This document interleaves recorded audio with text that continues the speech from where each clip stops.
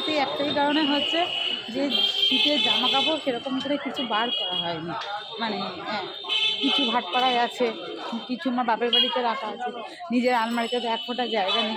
এবার এরকম করে করে না কোনো জামা কাপড় বার করা হয় না। আর চলে যাচ্ছে, এবারে অত ঠান্ডা লাগছে না, এই রাত্রির দিকে বেরোলে একটু লাগছে, আর দিনের বেলা তো লাগছেই না, যার জন্য সেই গরজটাও নেই যে একটু হ্যাঁ জামা কাপড় বার করি।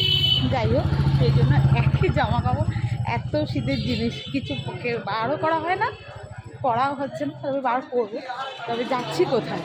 যাচ্ছি হচ্ছে আজকে হচ্ছে ভাটপাড়াতে, মানে আমাদের পাড়াতে ক্লাবে আর কি পৌষকালী পুজো হয়, তো সেখানেই যাচ্ছি।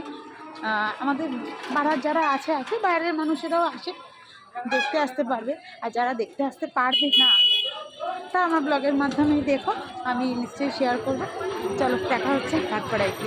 টাটা। এখন লাইট হতে হতে গেছে।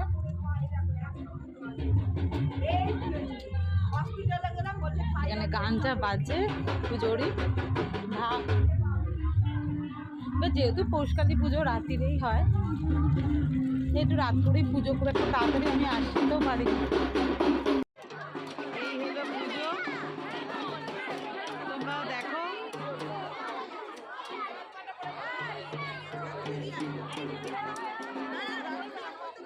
ভাটপাড়া পৌষকালী।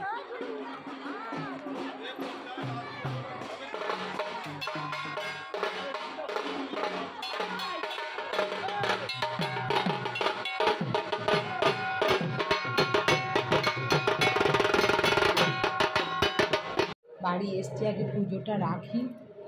এখানে সবাই রেখেছে, আমিও রাখলাম এখানে। যাই দেখি, ওপরে যাই। পুজো মানেই তো খাওয়া দাওয়া, আর খাওয়া দাওয়ায় ছিল হচ্ছে ফ্রায়েড রাইস, আলুর দম, চাটনি আর পায়েস।